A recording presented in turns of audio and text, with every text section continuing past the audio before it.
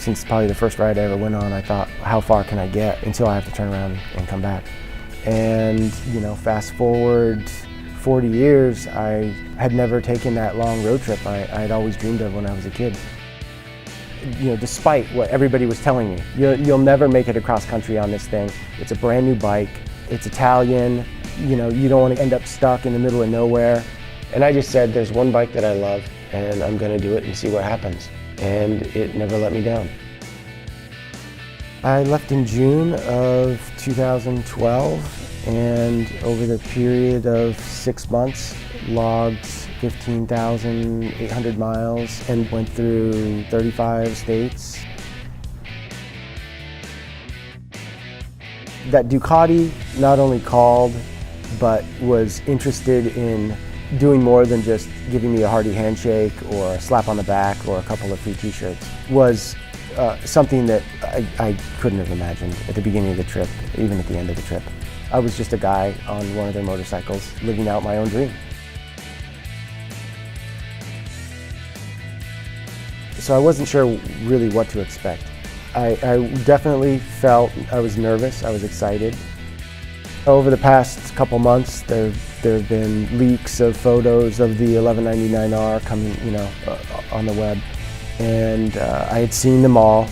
But when we walked into the room and saw 20 or 25 Rs just sitting there waiting to be ridden, it was a shock.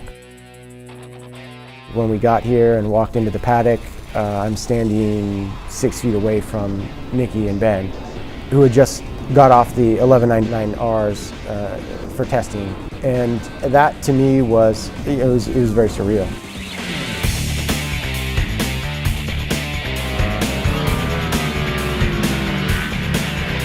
It's the stuff that guys like me only see in, you know, motorcycle news or read in Sport Rider.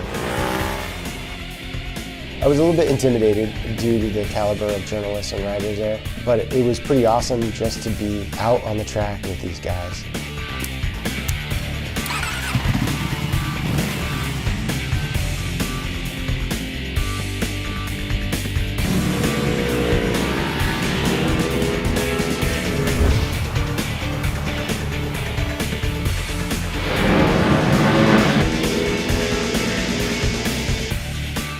To get off the track and be able to compare notes and discuss the highlights of the bike with the other journalists was completely surreal.